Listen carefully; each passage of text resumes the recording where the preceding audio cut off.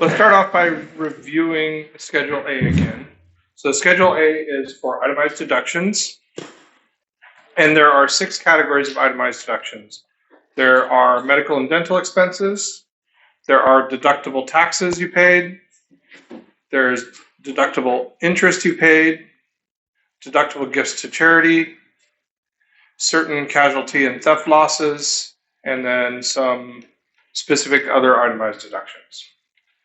So when we started off with medical and dental expenses, that's all expenses basically for the diagnosis, cure, mitigation, or treatment of a disease or defect of the body, or for the purpose of affecting a function or structure of the body.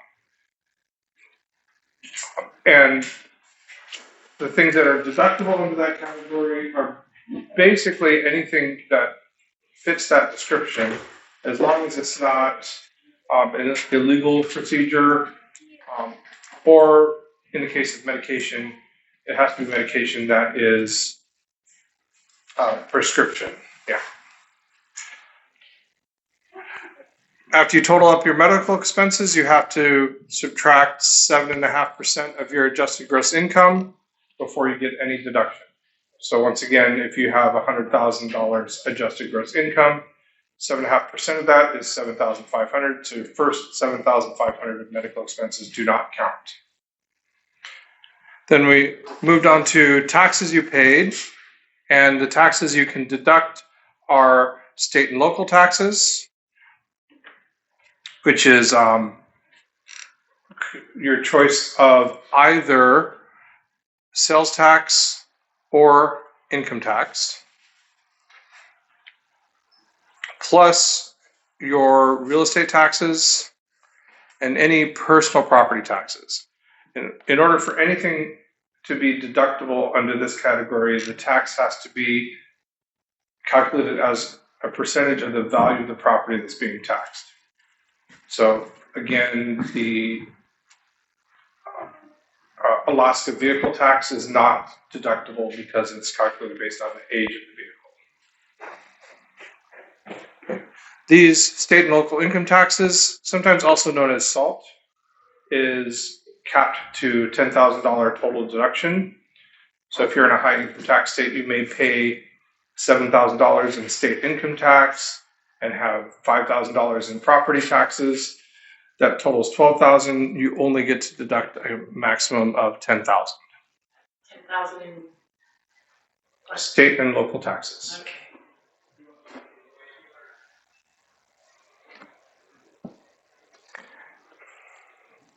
And then other taxes, basically the only other tax that you can deduct is foreign income taxes.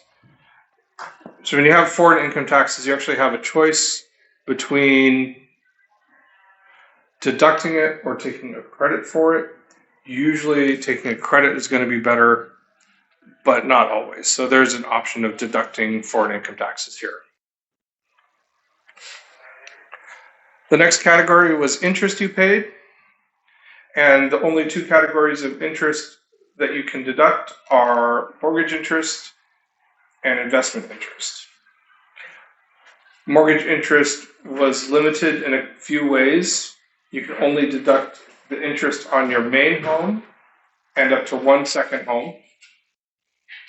If you have 3 or more homes, then you can deduct the interest on your main home, and you have to pick one of the other multiple homes as your second home for purposes of the deduction. We also noted that the definition of a home is any structure that has a sleeping location, a cooking location, and a bathroom type location. So that could include an RV or a boat. Mortgage interest is also limited by home acquisition indebtedness. That's defined as you can only deduct interest on the money you borrowed to buy, build, or improve your home. So if you took money out, you refinanced, you took money out of your home to pay off your car, that's not acquisition indebtedness, and part of your interest is going to be not deductible. But if you have to get your windows replaced and some squishy walls from water damage, and you're Yes. taking a loan out for that, that's deductible. Yes. I learned that, so my daughter, she's having it done next month Mhm. on her first home, like, Yeah, so if you get a home improvement loan and you actually use that to improve your home, that's deductible. But if you get a home equity loan and you use it to pay off your credit cards, that's not deductible. Another limitation on mortgage interest is that the interest has to be on a loan that's actually secured by the home. So it's actually, the home is actually put up as collateral for the mortgage. So you can't use your Lowe's builder credit and treat that as mortgage interest, because if you default on that loan, they don't have recourse to take your house. And a fourth limitation on mortgage interest is, depending on when the mortgage was taken out, you can deduct the interest on only up to $750,000 of debt, or $1 million, depending again on when the loan was taken out. interest on it.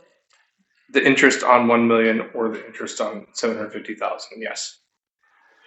And that cutoff date is December 15th, 2017. So if the loan was taken out before that date, and that is the day before the Tax Cut and Jobs Act passed, then the mortgage interest is deductible on up to $1 million worth of debt. And after December 15th, it's deductible up to $750,000 of mortgage If it was built indebtedness. before that, it's not deductible. Hmm? If it was built before 2017, it's. If it was before that, it's up to $1 million. If it's after that, it's up to $750,000. So they reduce the amount of debt that you could have and take mortgage interest deduction, but they did not make that retroactive. We also talked about points. You can deduct points you paid on the purchase of your home.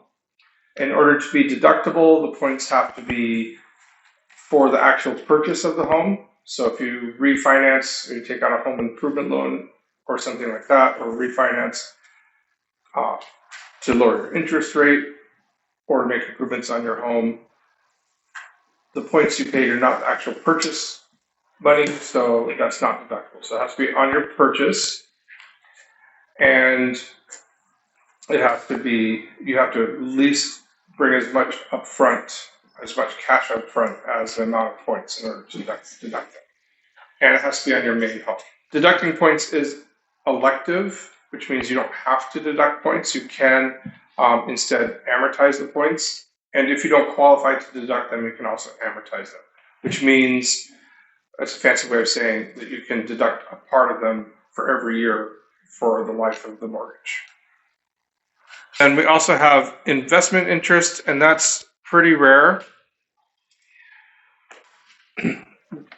But you can deduct investment interest. That's money you borrow to invest in maybe stocks or bonds or bare real estate. You know, something that you expect to go up in value that you can sell later for more money than you bought it for. That would be an investment. The investment interest, however, is limited to the amount of investment income you have in that same year, with any excess carrying over to a future year.